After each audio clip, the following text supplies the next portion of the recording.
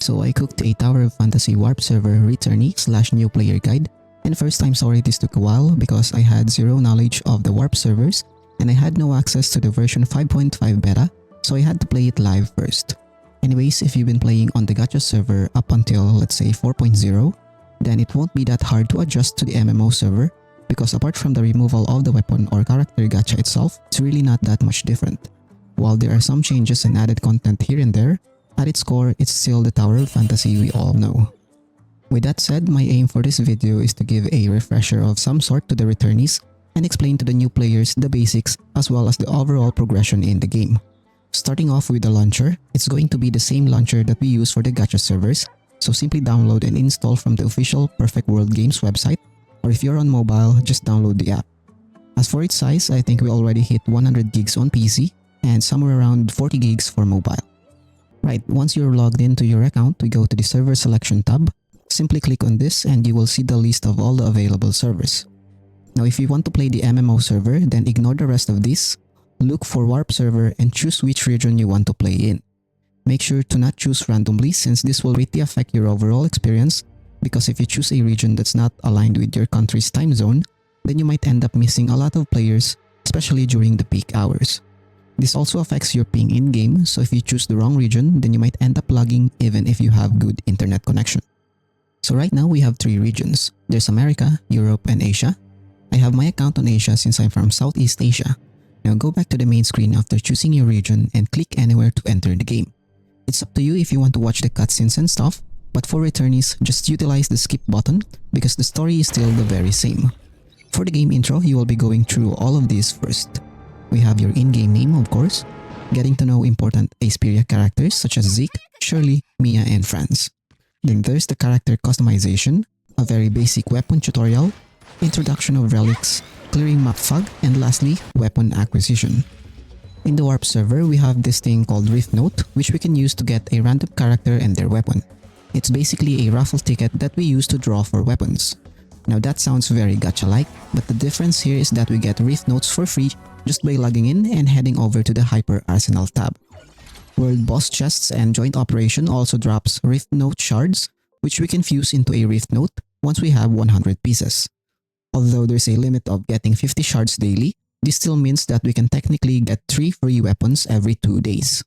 Farming for the shards is optional and should only be done if you have the time and really want to get all of the characters as soon as possible. Going back, the draws gives us a random character from the banner, and getting a duplicate will refund us the Rift Note. For this season, we currently have 2 banners and we won't be able to get any characters from the second banner until we empty the first pool. There's also these weapon selector boxes that we can get after logging in on days 3, 7, and 14. So that's 3 more free weapons within 2 weeks.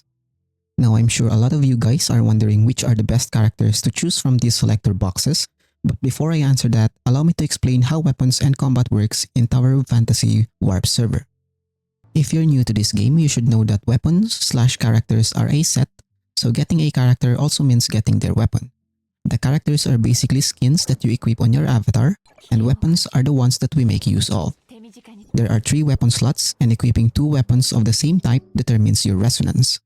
There are 4 weapon resonance in total, and 3 of them gives you a bonus effect. There's Fortitude, Attack, Benediction, and Balance.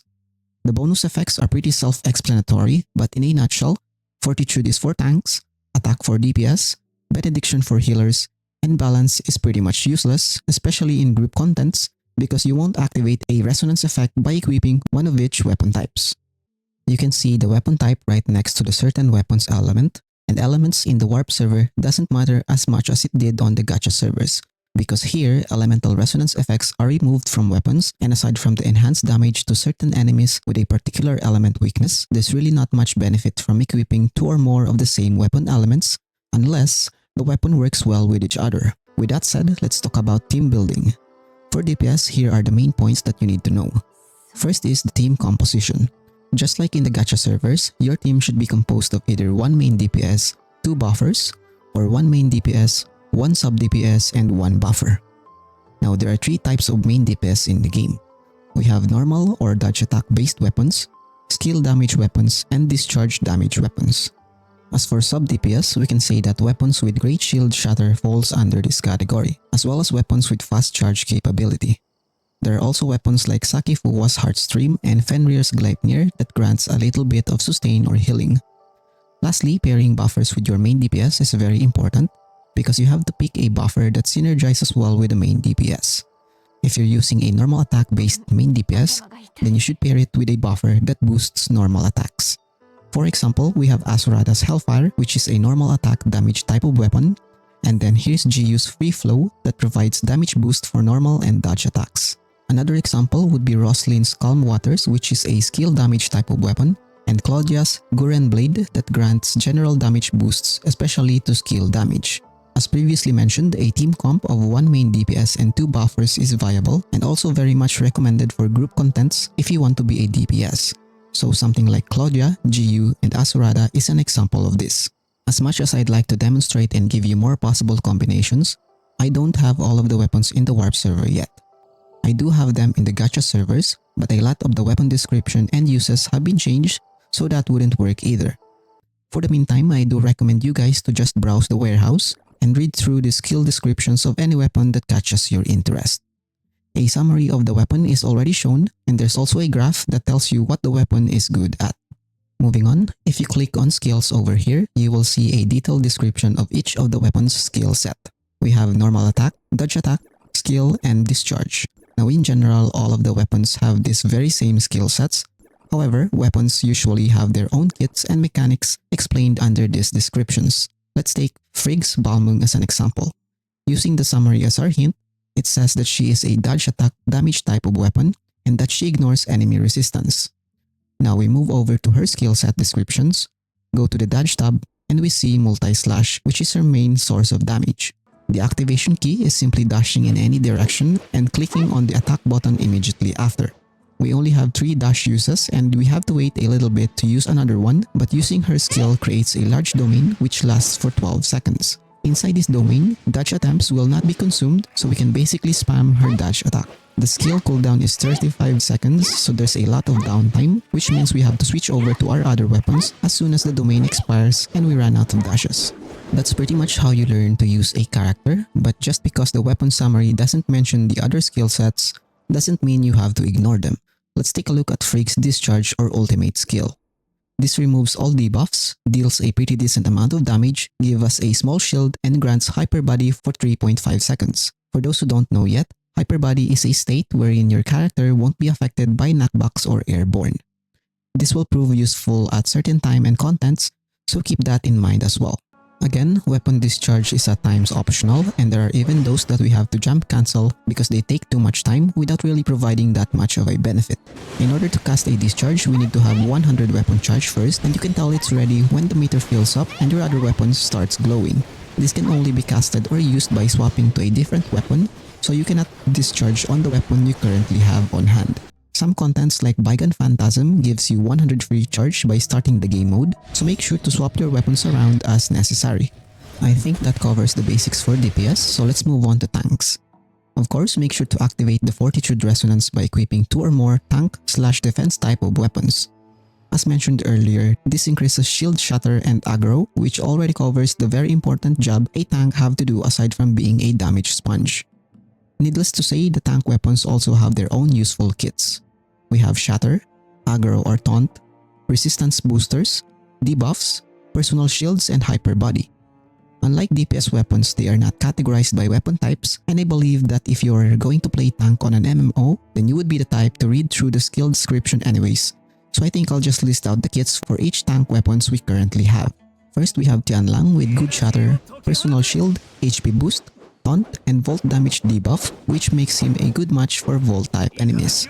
Meryl has decent Shatter as well, Hyper Body, Resistance Boost, Frost Resistance Boost, Personal Shield, Speed debuff, and her discharge forms an ice barrier that blocks projectiles, but be careful when using it because it also obstructs nearby players and they can get stuck sometimes, so you may end up trolling your teammates without even knowing.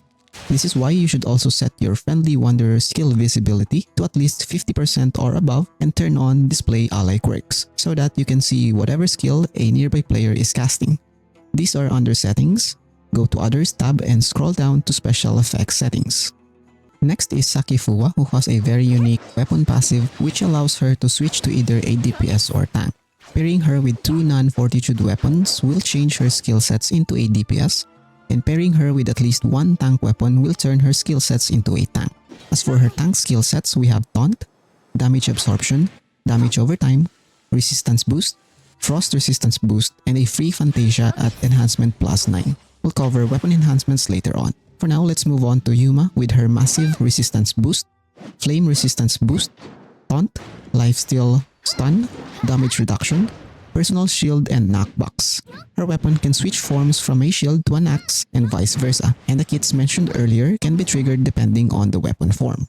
Lastly, we have Lan with great damage reduction, flame damage reduction, AoE damage, damage over time, hyper body, taunt, and most importantly, group hyper body and damage reduction. On top of those, she also have great shatter capability, which makes her a top tier tank weapon as of the moment because currently she's the only one that provides hyper body and damage reduction to your teammates. She also have a lot of AoE and DOT kits that helps a lot in dealing with groups of enemies. That covers all 5 tank weapons for this season, and you might have noticed that their weapon elements work well with enemies having the same element due to the increased elemental resistance against them. There's even Tianlang, which grants the volt damage debuff using his skill, so make sure to keep this in mind when dealing with harder contents. By the way, you can see a certain enemy's element right next to its name. Its element weakness is below the name, and you can see a floating player's name with the highest aggro, and the aggroing player now takes most of the damage, while non-aggroing players take less damage in dungeons like Joint Op, Raid, or Final Trial. Now if you're a DPS dealing too much damage, there's a chance that you might steal the aggro from the tank. In such events, it won't hurt to back down or retreat for a few seconds until the tank grabs the aggro back, because it doesn't matter how much damage output you can dish out if you're dead and lying on the ground. Finally, let's move on to Benediction weapons. For this one, let's just cover the basics and weapon types since I don't have access to most of them on the Warp server yet, but I still know a thing or two about their kits, and after giving the skill descriptions a thorough read, I realized that nothing much really changed for the Benediction weapons aside from Faisa and Grey Fox because they had swap roles on the gacha servers. There are 7 Benediction weapons for Season 1 and we can categorize them into 2 weapon types. Well, technically, we can consider one of them to be a subcategory since pretty much all Benediction weapons have them as well. The subcategory is the support weapons which can boost damage, cleanse debuff, inflict debuff, or restrict enemy heals. Then we have the main category healers that increases survivability with their team shield, damage immunity, or massive healing. As I've just said, there are weapons that can actually do both, so they're kind of in between these categories. Let's check them out one by one. For starters, we have the dedicated healers, Zero, Lyra, and Faisa. Next ones are the mixture of both support and healer types. There's Nemesis, Cocoritter, or just Coco for short, Brevi, and Lechesis. Not sure if I'm pronouncing that right, but whatever. And there we go. We're finally done covering the fundamentals of the weapon system, and with this information, let's go back to the initial question we had. Which weapon should we choose or is best to have early on? To which I'll answer with the same answer I have for new player or returnees. Just choose ones that you like and build teams around that weapon, because what really matters is choosing the character or weapons that you'll have fun playing with. More so here in the Warp server because we'll end up getting all of the weapons for this season within 1 to 2 months anyway. With the removal of advancements and matrices, all weapons are apparently balanced now, and by the time we get all of the weapons, chances are some hardcore players will have discovered the meta comps by then. What ultimately decides your damage output are your team comps, how you utilize their kits, weapon enhancements, and gears. This brings us to our next topic, which is character progression. First, let's talk about the weapon enhancement system. We no longer need duplicates to upgrade the weapons, and instead of weapon advancement like we had in the gacha servers, now we simply need to upgrade or enhance them. There are 15 levels in total, and each of the levels grants an effect, mostly buffing the base stats of the weapon, but there are also levels that unlocks special effects or sometimes even an upgrade to one of their kits. Saki Fuwa's +9 and GU's +7 enhancement are one of the many examples of this. As previously mentioned, Saki Fuwa gives a free Fantasia at level 9. If you don't know what a Fantasia is, it's the time stop mechanic when we manage to perfectly dodge an enemy's attack. Stepping inside a Fantasia also grants 100 weapon charge for free, So this gives you and your teammate the perfect chance to do your combos and deal burst damage. If you're a tank main, then getting this enhancement will really help you by a lot. Then we have GU's +7 enhancement, which upgrades her buffing capability. On top of the general damage buff by getting 7 stacks from normal or dodge attacks, at +7 she also increases discharge damage and charge rate. Now, enhancing a weapon requires gold, and this material is called Resonance Module, which we can get from simply playing. There's a lot of sources and you'll end up with a bunch of them at the early stages of the game. However, be very careful on using them because you'll end up running out of them before you even know it. That's why you need to think and choose which weapons you really need to invest into. No pressure though. For the meantime, I'd say it's safe to enhance most weapons you'd like to use to +3 or even +5 and keeping them at that level until you find the best weapon for you. Be extra careful with altered weapons because it's not easy to get enhancement materials for them early on. Moving on, we have the gear system. Elemental stats and gear ascension are removed, so the only RNG we have to deal with when it comes to gears is the random stats. We get 1 random stat at lower level gears and 2 at higher level ones. There's also level requirement to equip gears now, and the higher the level, the better the default stats. In order to upgrade our gears, we need gold and 2 types of dusts called refined ore and refined carbon. Aside from those, we also need premium ore and premium carbon. There are other sources for the 2 types of dust, but the easiest way is to recycle your unused or unnecessary gears. As for premium ore and premium carbon, the main source would be the redemption store where you can trade dust for them. Gold and each type of dust are also available on the support store. It's also possible to get these things on the store, but you need dark crystals to buy them, so that's a big no unless you're in real need of some gold. So, where do we get gears? There are a few places like world exploration, enemy loot, or daily bounties, but the main source for the gears is still going to be group contents like joint operation and raids. Now you can spend stamina or vitality on joint ops to increase the drop rates. However, you can still open the chest without spending stamina and you can still get gold gears.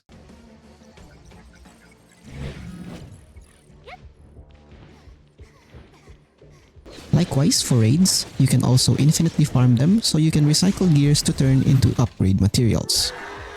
Lastly, the levels of your gears will stay the same even if you swap them out with a better gear. This means that we don't need to upgrade different gear sets for different roles. Simply make use of the gear presets so you can switch into your desired set whenever you need to. To take it a step further, you can also apply your gear presets to your team comp loadouts. If you go to the Weapons tab, you will see the double cogwheels over here where you can equip both your weapon and gear presets. Next, let's talk about the instance-based contents or dungeons for short. We now have a new stat aside from GS or gear score called combat strength. If our combat strength meets the minimum requirement of a certain content, then we get a buff, and if not, well, all I can say is good luck. GS on the other hand also have minimum requirements, however, it won't affect your stats even if you're under the required number. Moving on, 4-player contents like Joint Operation and Evolution Frontier now have an extra mechanic that can be triggered if the players fulfill a certain condition. This will allow them to do a combined attack that will take a huge chunk of the boss's HP. The condition varies and have a time limit, but once they are met, all players will have to press a button. For PC, it's the F key, and you can even see the icon of the players who manage to press the button, so if somebody from your team fails, feel free to educate them because pressing a button is hard. Anyways, if everyone is skill issue free, then the animation will start, triggering the coordinated attack. Last one for the dungeon system is something I've already mentioned earlier. It's that the player with aggro now takes most of the damage in dungeons, which means a combination of a tank and healer is a must, especially on harder contents. Another topic worth discussing is the Overworld system. First and foremost, we have exploration. The gimmicks for puzzles and whatnot are still the same from the gacha server, so if you're a returnee, then clearing maps up to the point that you can remember shouldn't be a problem. For the new players, and this goes for the other returnees as well, you can just look for guides on YouTube if you're having trouble with the exploration. There are a handful of TOF CCs who covered exploration guides. If you can't be bothered with that, then there's also the survival guide over here which lists out exploration mechanics for exploration points that you've already encountered. Pair it with an interactive map and you should be golden. You might find some of the markers to be confusing, But it is what it is, since it's designed for the gacha server map and the rewards for each exploration point greatly differs from the warp server. The rewards for the exploration progress were also changed, so make sure to claim all of this once you reach the required progression points. Now, if you really don't have the time or energy to do the exploration, then the last resort would be the auto exploration system, wherein you can assign your characters to roam around the map and collect exploration points for you. Honestly, the only downside that I can think of for this is that you won't be able to get the experience points from opening supply pods or chests. It's up to you if you want to make use of this, but for new players, I really recommend for you guys to give the exploration a try first, because one of the joys of playing an open world game is the exploration. On top of that, traversal in Tower of Fantasy is really fun because there's plenty of things that can spice up your exploration experience. There's the relics, of course, and some weapons also have bonus exploration kits like Nola, Antoria, and Yan Miao.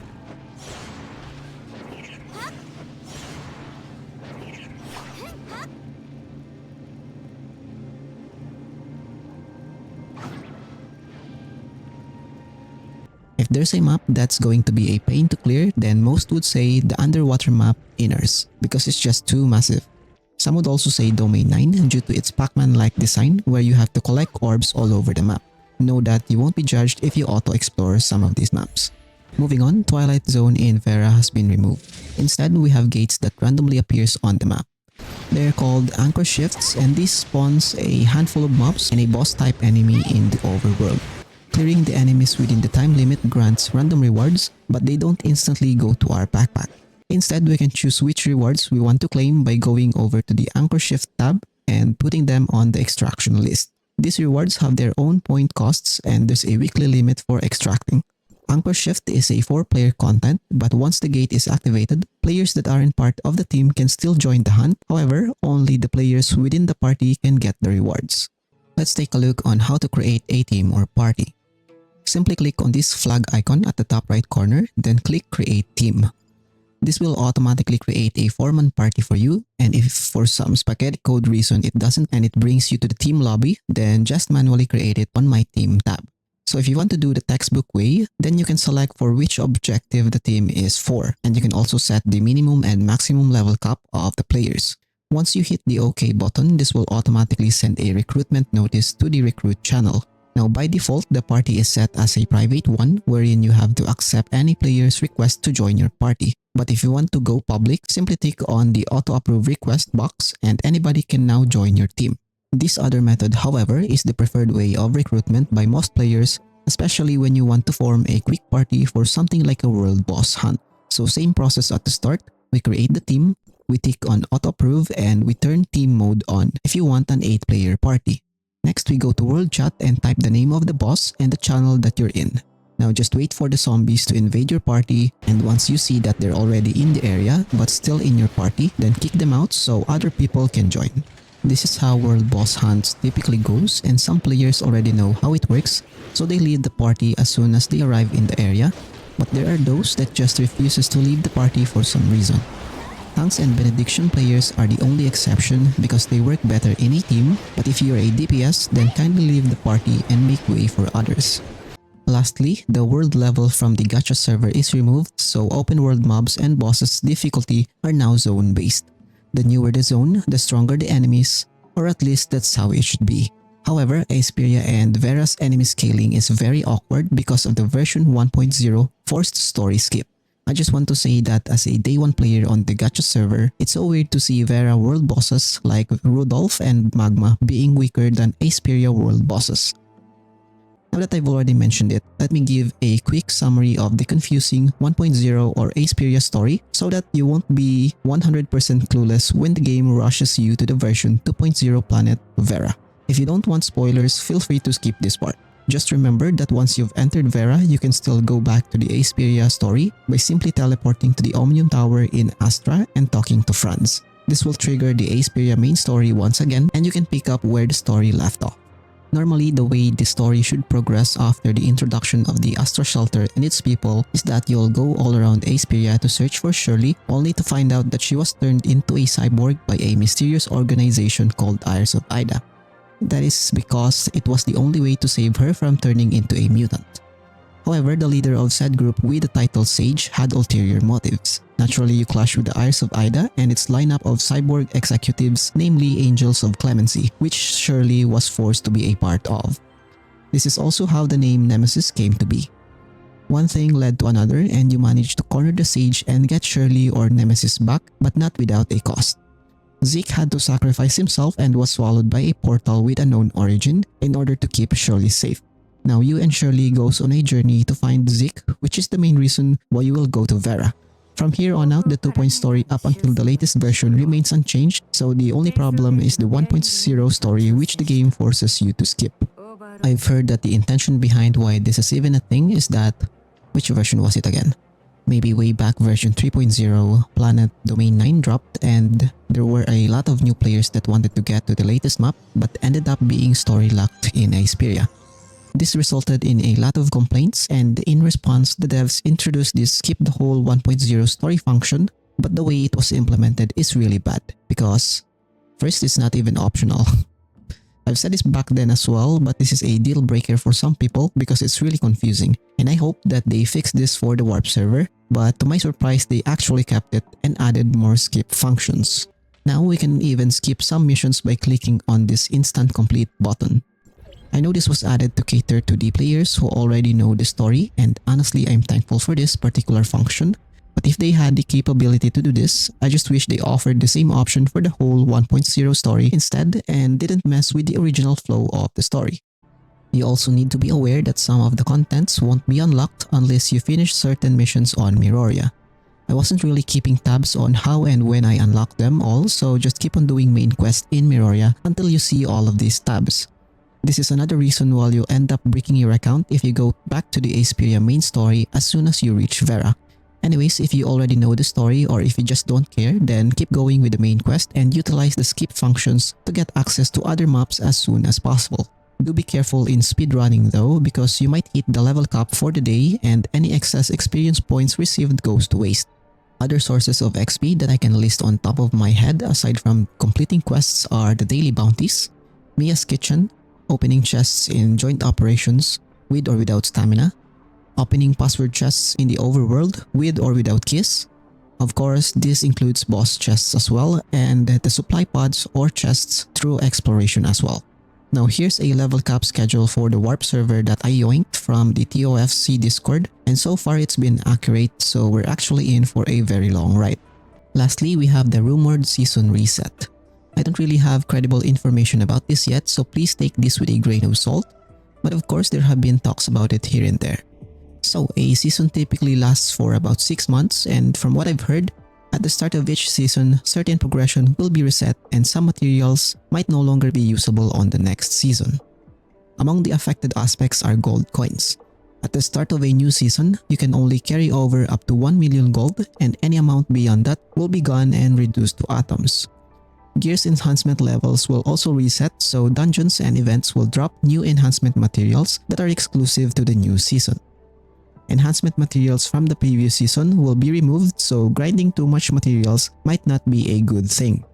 As for weapons, we will keep all the weapons that are previously obtained and weapon level will stay the same. However, the stats and abilities will be temporarily sealed at the start of the new season and will gradually unlock over time, restoring their strength. This is to ensure that the balance is kept between the weapons. Materials from the previous season cannot be used on new weapons introduced in the new season because they will also have their own enhancement materials. Cosmetics like vehicles, outfits, skins, accessories, decorations, and shards you already collected will be kept, but the possible drops for each season differs, so any unfinished shard progress will have to wait until they become part of the possible loot again. Relics that have been upgraded to 5 stars will be nerfed back to 4 stars on the next season, and as of the moment, no info about character levels yet, so it may or may not reset. Again, these are all just second-hand information, so take them with a grain of salt, but honestly, they don't seem that much of a stretch because giving the server a soft reset like this will allow all of the players to grind once more, and that's just classic MMO stuff. Aside from that, here are some new contents that also leans more on the MMO side. We have Life Skill System, Trade Station and Auction House, and of course the Crew System Overhaul. Now I've taken a good look on each of this stuff and it felt like all of these need their own separate videos, so I won't be including them here or else this might end up being an hour long. If you wish to see an in-depth guide for these contents, then I do recommend for you guys to check out Mr. CEO's guides about them. He has been a dedicated TOF CC and he streams and plays on CN and global servers, so he knows a lot more. I guess that's it for this video. I hope I was able to help you understand the game even by a little bit because I'm basically on the same playing field as you guys. Well, maybe not same because I'm a veteran on the gacha server. But as I've said at the very start, I went into the warp server completely blind and I really wish I could take my time to create more guides like I did back then, but I'm just really swamped with IRL stuff this year. I plan on playing both gacha and warp servers, so this might not be the last you'll see of me, but we shall see. Anyways, here are my thoughts of the MMO server after a week of playing. First, the new player experience is still a mess. Second is just pure nostalgia of when the global servers launched, and it makes me think that gameplay-wise, this is how it should have been from the start. I genuinely think that this is a step in the right direction and it's finally starting to look like an MMO, and now that they've reworked the crew system, you should really join one, and if they have a Discord, then join that too. The reason why people kept playing on the gacha server despite its shortcomings is mainly thanks to the community after all. Although I still can't shake off the feeling that they're still trying to cater to the old player base as well, with how you can still see a hint of the gacha aspects here and there. Sooner or later they will even add a transfer option from the gacha servers, which will allow you to bring over all of the weapons, titles, and cosmetics that you have in the gacha server. Third and last is just that I feel sorry for the players that was expecting for it to be a full-fledged MMO. I mean, technically they just removed the whole gacha system for weapon and matrices, added new contents suitable for an MMO, reworked the weapon skill sets and crew system, so I can see where they're coming from. To each their own, and if you didn't like it, then that's too bad, but if you can see yourself giving the warp server a chance, then what are you waiting for? Please swipe your card when you're ready.